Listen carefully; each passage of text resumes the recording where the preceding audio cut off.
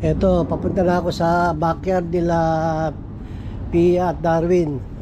Ito yung backyard nila. Kami rin ang nagsimyento nito nung dati. Kami nila Joel, si Joy, kami nagsimyento na sila Darwin. Kami gumawa niyan hanggang doon, no?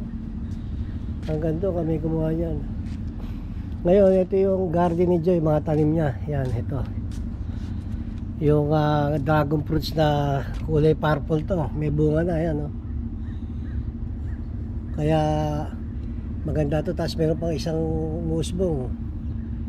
Ewan ko doon sa ibang ano kung meron pa. Ayan, mag-abubungaan na yan. Ayan. Tapos ito yung mga saging ni Joy, yan, saging niya. Tapos ito nilipat niya, yung dalawa rin na ano. Ayan. Saging, tapos yung ito kinakain do to ito kinakain ng Meksikanin. Ngayon ito yung ano, yung lemon pero makapal ang balat, hindi maganda. Tapos yung avocado na, ang laki ng puno ng avocado lang, malalaki bunga yan, tsaka maganda, walang ugat. Ito naman yung parang ano to yung citrus, parang dalanghita pero parang kalamansi rin. Yan, pwedeng kalamansi rin yan. Dito tayo sa ilalim. Ito yung ginawa ni Joy na pang compose. Yung mga dahon na nalaglag dito nilalagay. Yan, tapos binubulok niya yan para gagawing lupa para doon sa mga halaman niya. Tapos ito yung gustong mamatay nila para malaglag lahat yung mga dahon.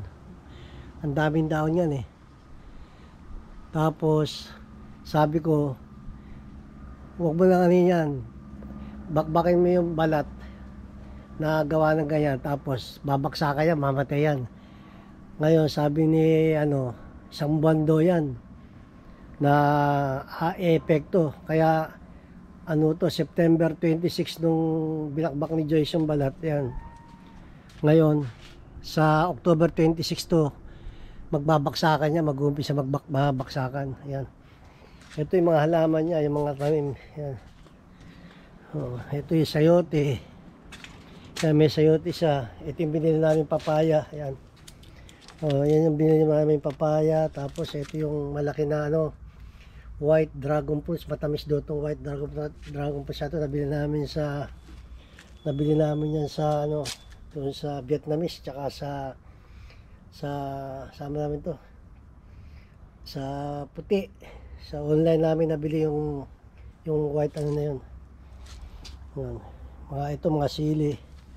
Tapos ito yung sili na nabili namin na yung rainbow sili.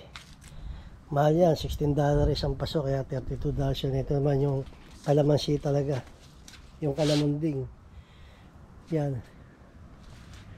Ito, meron din kami lemongrass dito. Pagka nilalagay namin sa ulam. Ito yung kamatis niya. Tapos ito yung bulaklak. Yan, yung bulaklak ng gumamela.